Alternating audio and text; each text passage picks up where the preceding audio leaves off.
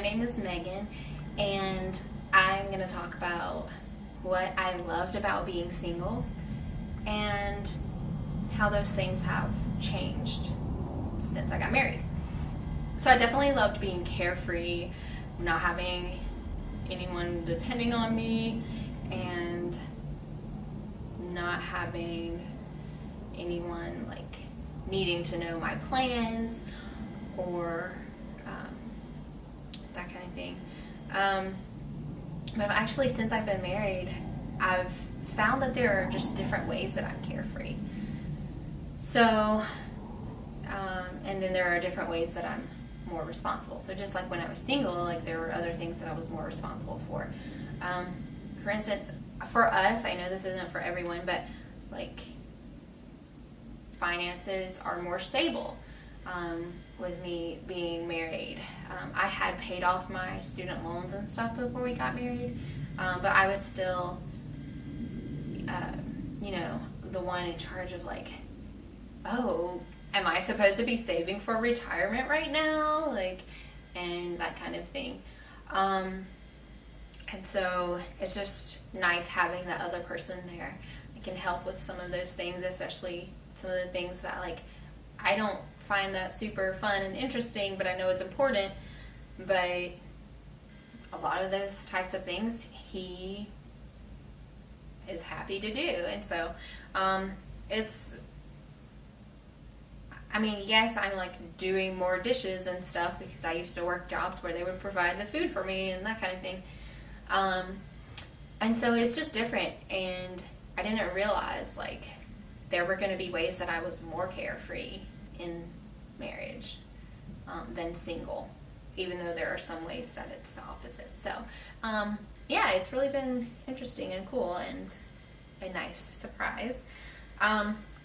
Another thing I loved about being single, which doesn't apply to everyone, but I loved my last name. So Starbuck is actually my maiden name, and I just still use it as my author name. And so that's another thing. Like I still changed my last name to his, but in many ways I kept mine. And seriously, like that was crazy. I felt like I was going through an identity crisis, and I'm like, this is a made-up person. Like, who is she? That she just one day didn't exist, and then the next day she did. Like, that's not me. Anyway, it was super weird, but I think I'm good now. And it was funny. Like, some people would call like at the doctor's office, they like say my married name, and I'm like, dude, you think that's my name? That's funny. I've got you all fooled. But yeah, it hasn't been as bad. Like it was like a little grieving process, but it hasn't been as bad as I thought. That is kind of funny now. But it was something I did not expect. I mean, in a way, I expected it because I knew I loved my last name.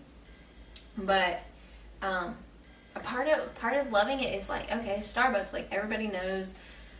Basically, it's easy to spell. It's common. People make comments like, of course, obviously, like, oh, like the coffee or the character in this thing. Anyway,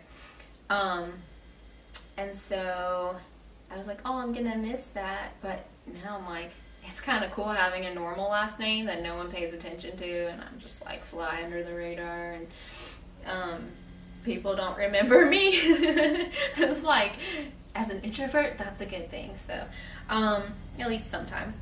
And so I haven't missed it as much as I thought I would. But then, with his last name, there's a different way of spelling it that is more common.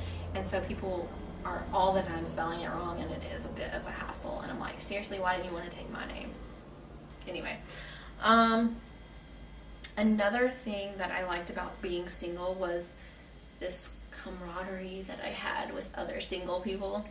Kind of weird, but I'm talking like also people like women in history, like Corrie ten Boom, never married, and Jane Austen. But I still feel that camaraderie with them because I stayed single for so long. But now I also have that camaraderie with other married women where I'm like, Oh, I can relate to that a lot more than I used to. But I love having my single friends still because, I mean, that is the best way to appreciate your marriage is to talk to somebody single and they're just like, are you kidding me? You're complaining about that little thing when I just wish I had someone to complain about. And yeah, it's pretty humbling. And you're like, oh, dang it, yeah. Especially if that person is single because their spouse has died. And so, yeah, that's just really been helpful. And I've been surprised at like how, I mean, me and my sister were super close before, but it's just like, oh, it gives you something else to talk about and another way to help each other. And so I'm really grateful for that. And so if you're thinking you might miss all these things about marriage, about being single, like, yes, if you want to focus on that and all the good things about being single that you've given up, then yeah, you can be miserable. You can make yourself miserable thinking that. But if you choose instead to think about all the things that you gain from marriage, then it can be such a pleasant experience. And I mean, it doesn't happen naturally. I have to force myself to think these things sometimes and be like, oh yeah, like I should be super grateful.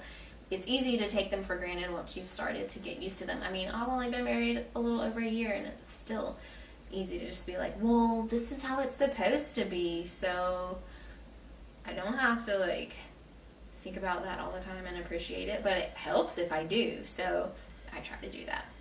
And so I hope that that will help you as well.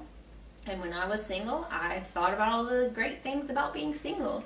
So it goes both ways. Like, you could spend your single years miserable thinking about how much better everyone has it who's married. But what's the point of that? Like, my brother actually has called me for years the envy inducer, because it doesn't matter which situation I'm in, I can find a way to be like, oh yeah, I'm glad it's like this. And I mean, I still have my difficult moments. He doesn't always see like that I have to do that in order to keep my sanity. He's like, you're just doing that to make me jealous and make everything work out for you. But it really is something that I think is a skill you can learn, and it can benefit you to focus on the good things about your situation. So next video I'm going to be talking about something better than date night, so that's exciting. So make sure you subscribe so that you can have that, don't miss that part of the series. But also I wanted to let you know that you can go to the description and click on the link to ask me a question so that I can make these videos more something that you're interested in and actually want to know. So I appreciate you for doing that, and I hope you have a great day.